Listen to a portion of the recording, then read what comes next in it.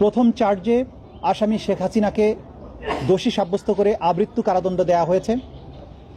দ্বিতীয় চার্জে আসামি শেখ হাসিনাকে দোষী সাব্যস্ত করে মানবতা বিরোধী অপরাধের দায়ে 2024 সালের জুলাই অভ্যুত্থান চলাকালে বাংলাদেশে ছাত্র জনতাকে লিথাল ওয়েপন, হেলিকপ্টার, ড্রোন ব্যবহারের মাধ্যমে নিষ্ঠুরতম পন্থায় 1400-র মতো ছাত্র জনতাকে হত্যা এবং 25,000-এর বেশি ছাত্র জনতাকে আহত করার দায়ে, মোর স্পেসিফিক্যালি আশুলিয়াতে 6 জনকে হত্যা করে পুড়িয়ে দেয়া, চানখারপুলে 6 জনকে হত্যা করার মাধ্যমে যে অপরাধ করেছেন সেটার দায়ে তাকে দোষী সাব্যস্ত করে মৃত্যুদণ্ড প্রদান করেছেন। অপর আসামি আসাদুজ্জামান খান কামালকে 2টো কাউন্টেই দোষী সাব্যস্ত করে তাকে মৃত্যুদণ্ড প্রদান করেছেন।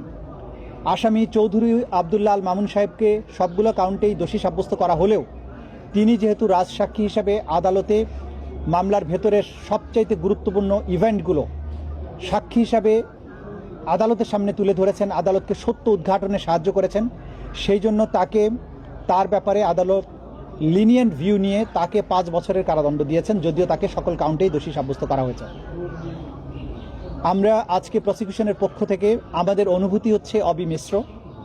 আমরা কারো মৃত্যুদণ্ডে আনন্দিত যেমন নই, তেমনিভাবে এই বাংলাদেশে যেভাবে রাষ্ট্রের শাসক হয়ে দেশের নাগরিক, বিশেষ করে তরুণ ছাত্র জনতার রক্তে পা ভিজিয়েছিলেন, তার বিচারের মাধ্যমে তাকে যে দণ্ড দেয়া হয়েছে, আমরা বিশ্বাস করি এই দণ্ড প্রদানের মাধ্যমে ইতিহাসের একটি অধ্যায়ের মীমাংসা হয়েছে এবং এই জাতির ন্যায় বিচারের প্রতি যে তৃষ্ণা, ন্যায় বিচারের জন্য, জাস্টিসের জন্য জাতির যে কোয়েস্ট, সেটি আজকে সম্পন্ন হয়েছে। অপরাধীকে তার প্রাপ্য শাস্তি প্রদান করা হয়েছে। যারা আসামি পলাতক আছেন, দেশের বাইরে আছেন, তাদেরকে বাংলাদেশের মাটিতে নিয়ে এসে আইনের মাধ্যমে তাদের এই শাস্তি কার্যকর করবেন। আজকে এই রায়ের মাধ্যমে আমাদের ব্যক্তিগতভাবে প্রসিকিউশনের খুশি বা অখুশির কোনো ব্যাপার নেই।